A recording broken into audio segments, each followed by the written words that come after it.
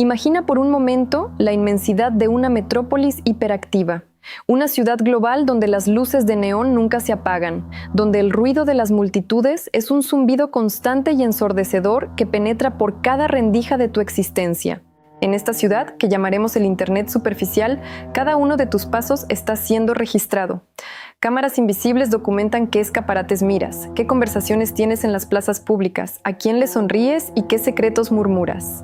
Las corporaciones y los gobiernos han construido un inmenso panóptico, un concepto carcelario ideado por el filósofo Jeremy Bentham en el siglo XVIII, donde el prisionero, al no saber si está siendo observado en un momento exacto, asume que lo está siempre, y por lo tanto modifica su comportamiento para volverse dócil. En esta inmensa red superficial, tú eres ese prisionero dócil. Sin embargo, debajo del asfalto brillante de esta ciudad digital, debajo de los cables de fibra óptica y los motores de búsqueda comerciales, existe un sistema de alcantarillado vasto, oscuro y profundamente silencioso. Un laberinto subterráneo donde las reglas de la superficie se disuelven en el aire frío de la criptografía. Es en este abismo donde nace uno de los fenómenos sociológicos y tecnológicos más fascinantes y aterradores de nuestra era contemporánea. Hablamos de la ruta de la seda, conocida en inglés como Silk Road, y el ecosistema de los mercados de la red oscura. Para comprender la magnitud de este fenómeno, no podemos limitarnos a verlo como una simple anécdota criminal. Debemos abordarlo desde la psicología profunda, desde la sociología del comportamiento humano bajo la premisa del anonimato absoluto. A principios de la década de los 2010, el Internet ya se había convertido en un espacio altamente comercializado y vigilado. La promesa original de la red, que era crear una aldea global libre de ataduras gubernamentales, parecía haber fracasado. Pero en las sombras, un joven idealista con conocimientos en programación y una visión radical del mundo, decidió que era posible construir un refugio. Su seudónimo era Dread Pirate Roberts, una referencia literaria a un pirata que heredaba su nombre de generación en generación, volviéndose inmortal. Su creación, Silk Road, no era simplemente una página web, era una declaración de guerra contra la moralidad impuesta por el Estado. Funcionaba a través de una red llamada Tor, un acrónimo de The Onion Router, o el enrutador cebolla. Este sistema, irónicamente financiado en sus inicios por laboratorios de investigación militar, permitía que el tráfico de Internet de un usuario rebotara a través de múltiples nodos alrededor del planeta, envolviendo la dirección original en capas y capas de encriptación, exactamente igual que las capas de una cebolla. Cuando la conexión finalmente llegaba a su destino, era estadísticamente imposible rastrear de dónde había venido. Esta arquitectura digital creó algo sin precedentes en la historia de la humanidad, un espacio de interacción comercial 100% ciego a la identidad de los participantes. En Silk Road podías comprar sustancias químicas alteradoras de la conciencia, manuales de supervivencia extrema, bases de datos filtradas y herramientas de intrusión informática, todo con la misma facilidad y experiencia de usuario que tendrías al comprar un libro o un par de zapatos en la web tradicional. La genialidad perturbadora de la plataforma no radicaba en lo que vendía, sino en cómo lo vendía. La interfaz era limpia, amigable, basada en un sistema de calificaciones donde los compradores dejaban reseñas sobre la pureza de los productos o la rapidez del envío. Este barniz de normalidad corporativa aplicado a las actividades más ilícitas imaginables generó una disonancia cognitiva masiva. La barrera psicológica que antes requería que un individuo se adentrara en un callejón peligroso a medianoche para adquirir algo ilegal fue completamente demolida. Ahora el abismo estaba a un clic de distancia, accesible desde la comodidad de una silla ergonómica a plena luz del día. Pero para entender esta paranoia a fondo y la atracción gravitacional que ejerció sobre miles de mentes, debemos mirar hacia los rincones más íntimos de la psicología humana y nuestra necesidad de aislamiento.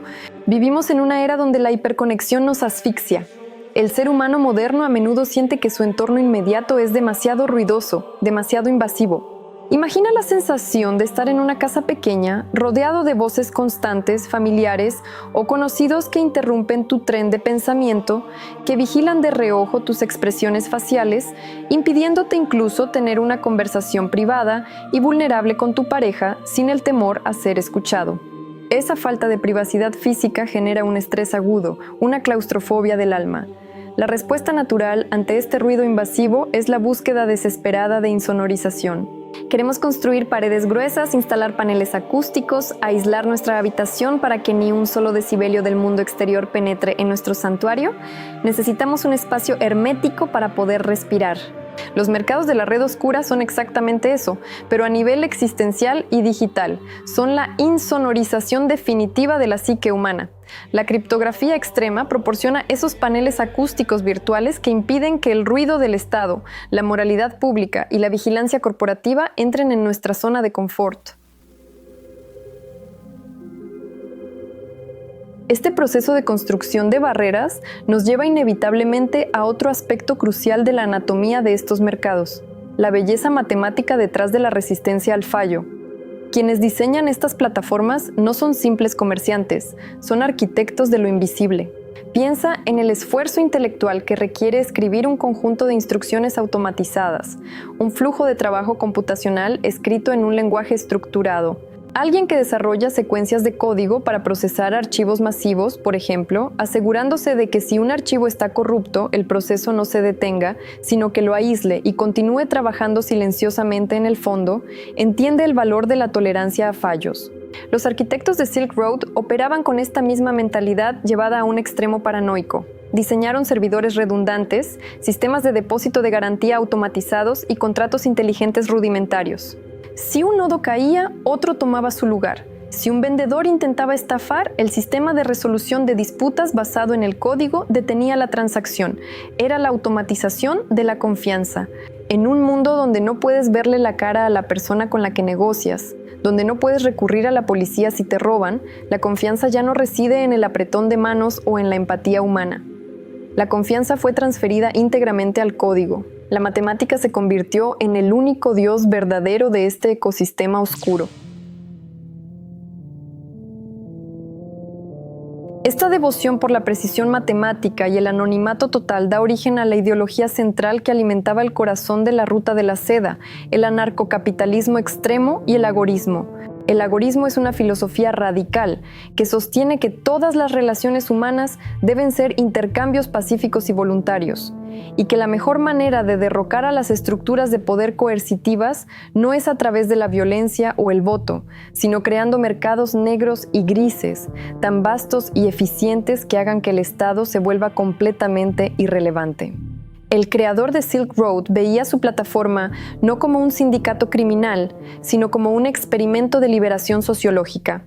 Desde su perspectiva, si dos adultos consentían intercambiar un bien por una moneda digital descentralizada sin causar daño directo a un tercero, ninguna fuerza policial tenía la jurisdicción moral para intervenir. Era la utopía del libre mercado llevada a sus consecuencias más absolutas y aterradoras. En este espacio, la moralidad ya no estaba dictada por una constitución política ni por textos sagrados, sino única y exclusivamente por la ley de la oferta y la demanda. Esta libertad irrestricta nos obliga a formular una de las preguntas más inquietantes de la psicología moderna. ¿Qué hace realmente el ser humano cuando sabe, con absoluta certeza, que no habrá ninguna consecuencia por sus actos? La historia de la red oscura nos ofrece una respuesta que hiela la sangre. En las primeras etapas, la justificación moral era fuerte. Se hablaba de reducción de daños, de proporcionar un entorno seguro para consumidores de sustancias, evitando la violencia física de los carteles de las calles. Había una especie de honor entre ladrones digitales. Sin embargo, el problema del aislamiento absoluto es que una vez que te acostumbras a la oscuridad, tus ojos empiezan a buscar sombras aún más profundas. A medida que proliferaron los clones de Silk Road tras la caída del original, la pureza ideológica se pudrió rápidamente. La deconstrucción de esta utopía revela una podredumbre fascinante. Los mercados evolucionaron. Ya no se trataba solo de sustancias químicas. Empezaron a aparecer listados de armas de fuego imposibles de rastrear, bases de datos con historiales médicos robados de hospitales infantiles, foros dedicados a la extorsión financiera extrema y en los rincones más profundos y repugnantes que rozan la leyenda urbana y la realidad documentada, servicios de violencia por encargo.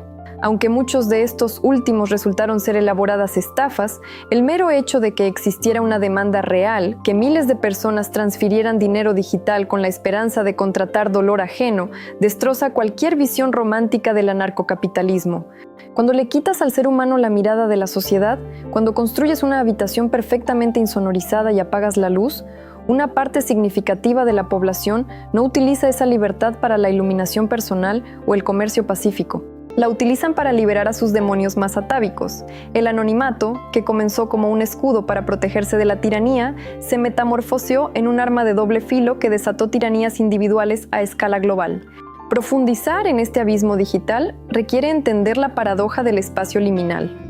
Los sociólogos hablan de espacios liminales como lugares de transición, zonas que no son ni el punto de origen ni el destino, lugares que carecen de identidad propia y por tanto provocan una sensación de extrañeza y alienación, como el pasillo de un hotel a las 3 de la madrugada o un aeropuerto vacío. Los mercados de la red oscura son espacios liminales perpetuos. Al navegar por ellos, el usuario experimenta una disociación psicológica aguda. Físicamente puede estar sentado en su sala de estar bebiendo café, mientras que mentalmente está caminando por un bazar digital donde la moralidad tradicional ha sido suspendida. Esta disociación genera un entumecimiento empático. La pantalla actúa como un filtro anestésico. Es muy fácil olvidar el sufrimiento humano real detrás de una tarjeta de crédito robada o una sustancia química adulterada cuando todo lo que ves son líneas de texto, avatares pixelados y cadenas de caracteres alfanuméricos que representan el pago. El algoritmo y la encriptación no solo protegen la identidad, sino que deshumanizan completamente la transacción. El otro dejó de ser un individuo con historia, familia y dolor, para convertirse en un simple punto de datos en un entorno de cero confianza. Y esta alienación, esta desconexión profunda entre la acción y el impacto humano, no se quedó atrapada en las profundidades de la red oscura, lo cual nos lleva a la relevancia aterradora que este fenómeno tiene en nuestra realidad actual.